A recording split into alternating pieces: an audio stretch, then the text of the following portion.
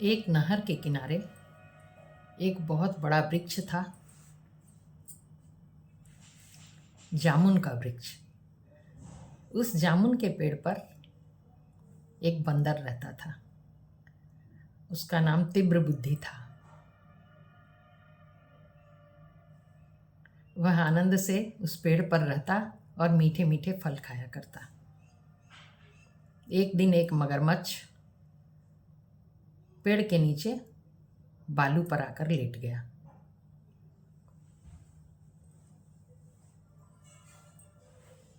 तीव्र बुद्धि ने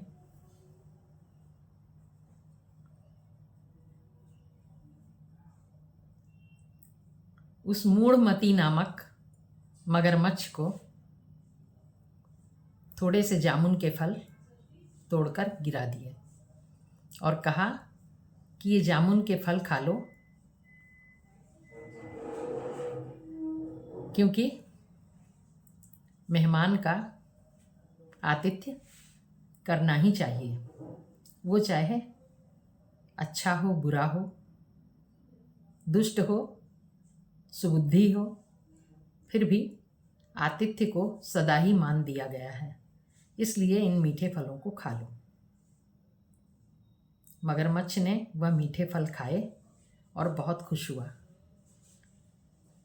और धीरे धीरे इसी तरह आपस में वार्तालाप बढ़ा और उन दोनों की दोस्ती हो गई। बंदर रोज ही मगरमच्छ को फल देने लगा। एक दिन कुछ अधिक फल थे तो मगरमच्छ उन फलों को ले जाकर अपनी पत्नी को दे दिया। मगरमच्छ की पत्नी ने जब वो मीठे फल खाए तो अत्यंत खुश हुई। बोले, फल कहाँ से लाए? बोले, मेरे मित्र बंदर ने दिया है। तीव्र बुद्धि नाम का बंदर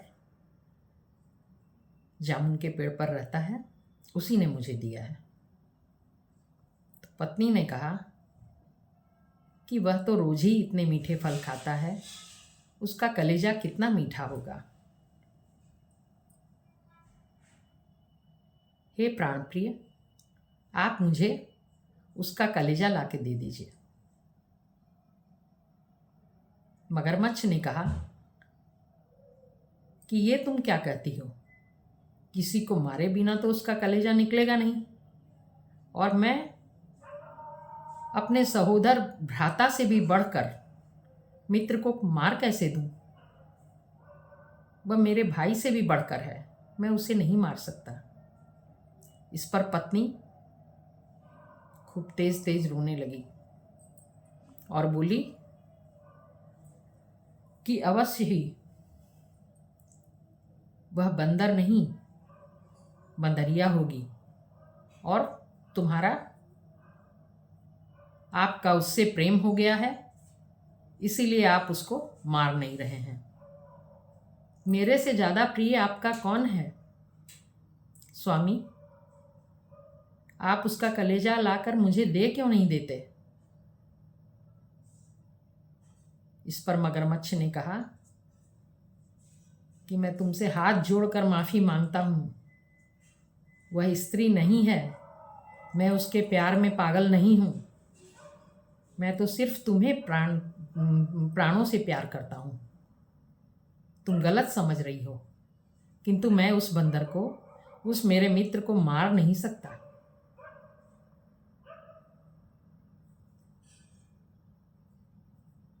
इस पर मगरमच्छ की पत्नी बोली कि मैं प्राण दे दूंगी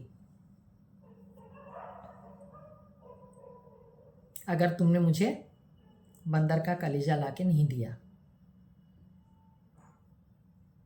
मगरमच्छ ने बहुत सोच समझकर जाकर अपने मित्र बंदर से कहा कि हे मित्र, तुम मुझे बहुत दिनों से मीठे जामुन खिला रहे हो, एक बार तुम भी मेरे घर चलो और हमारा आतिथ्य स्वीकार करो।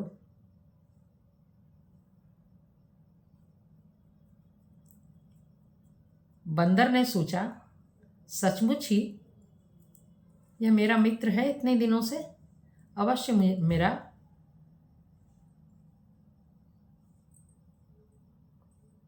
सत्कार करना चाहता है। तो बोला ठीक है। मगरमच्छ ने कहा कि मेरी पीठ पर बैठ जाओ और मैं तुम्हें अपने घर लेकर चलता हूँ। बंदर उसकी पीठ पर बैठ गया। जब बिल्कुल बीच में पहुँच गया नहर के, तब मगरमच्छ ने कहा कि मेरी पत्नी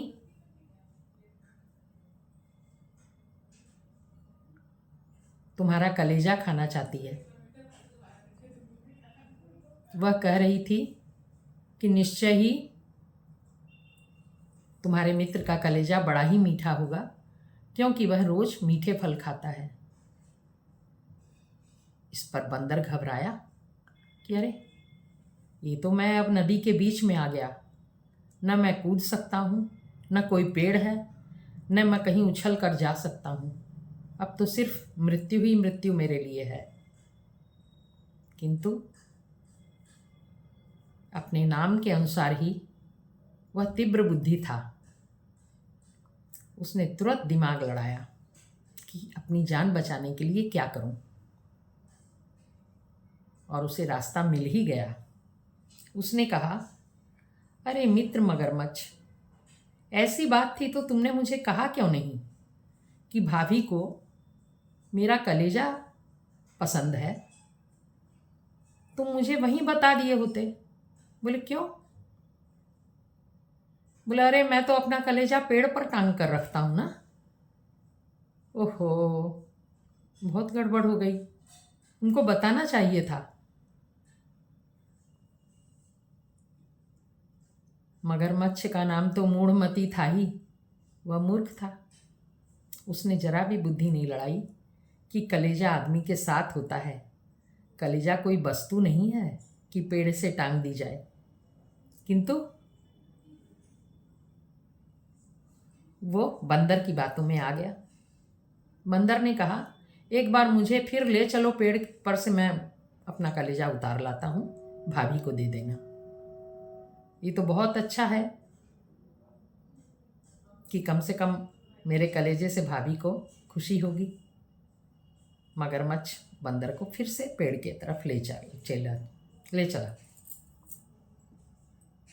जैसे ही किनारे पर बंदर पहुंचा, फट से उछल कर पेड़ पर बैठ गया। मगरमच्छ उसे बुलाता रह गया, आओ मित्र, कलेजा लेकर आओ। बोले अरे कैसा कलेजा? अरे मूढ़मती, तुझे इतना भी ख्याल नहीं है महामूर्ख कि कलेजा इंसान के शरीर के साथ होता है, पेड़ पर टांगा नहीं जा सकता उसे। अब तो मगरमच्छ को बहुत तकलीफ हुई कि बड़ा मूर्ख बन गया मैं तो। कलेजा ले जाने में देर हो रही थी, क्योंकि अब तो बंदर पेड़ पर चढ़ गया।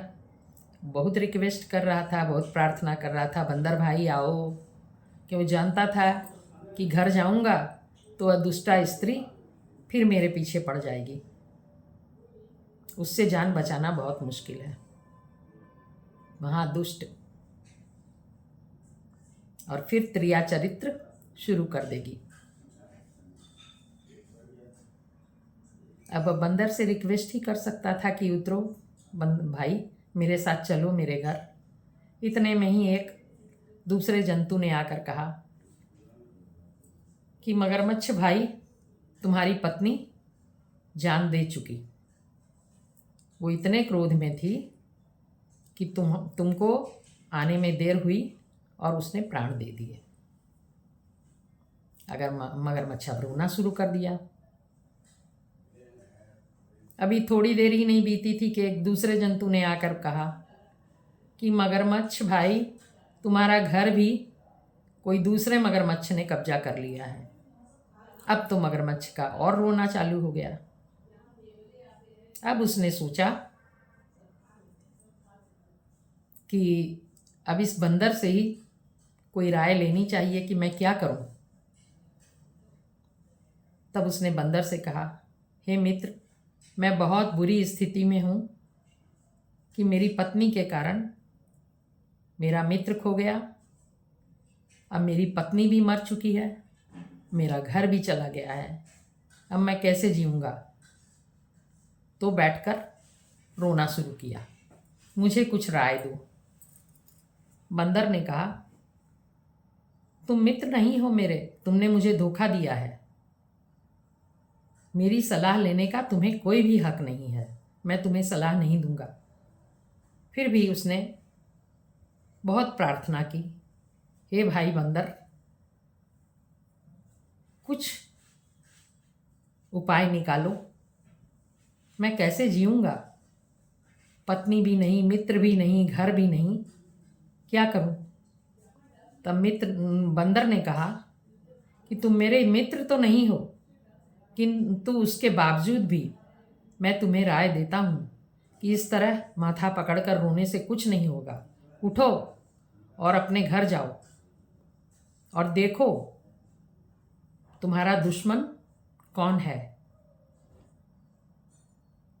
अगर दुश्मन बहुत वीर है तुमसे, तो उसके आगे दंडवत करके और किसी बुद्धि से उसको घर से निकालो। अगर दुश्मन तुम्हारा बहुत नीच है तो उसे रिश्वत देकर काम निकालो, और बहुत ही वीर है, तुम उसके सामने कभी नहीं आ सकते, तो किसी और दूसरे को उसके ऊपर उकसा दो, वो उसको हराएगा। और तुम्हारे समकक्ष है तो उससे जूझ कर युद्ध करो और उसको हराकर अपना घर ले लो। रोने की मूर्खता मत करो, उठो। तब बंदर उठा और जोश में आकर अपने घर चला गया। और जो दूसरा मगरमच्छ था, मगरमच्छ उठा और जोश में आकर अपने घर चला गया और जाकर उस मगरमच्छ से युद्ध करके उसको हरा दिया और अपने घर में आराम से जिंदगी यापन करने लगा। अब तो वो दुष्ट पत्नी भी नहीं रही थी कि उसको दुख देती। मूढ़मती तो वो था, किंतु फिर भी भगवान की दया से उसको छुटकारा मिल गया उस पत्नी से, और वो अपने घर में रहने लगा। मित्र उसका खो गया, बंदर अब उसका विश्वास नहीं करेगा। एक बार जिसने धोखा दिया उस पर फिर से विश्वास नहीं करना चाहिए। एक बार अगर कोई धोखा दे तो धोखा देने वाले की गलती, और अगर दूसरी बार भी दे और धोखा कोई खाए तो धोखा खाने वाले की गलती।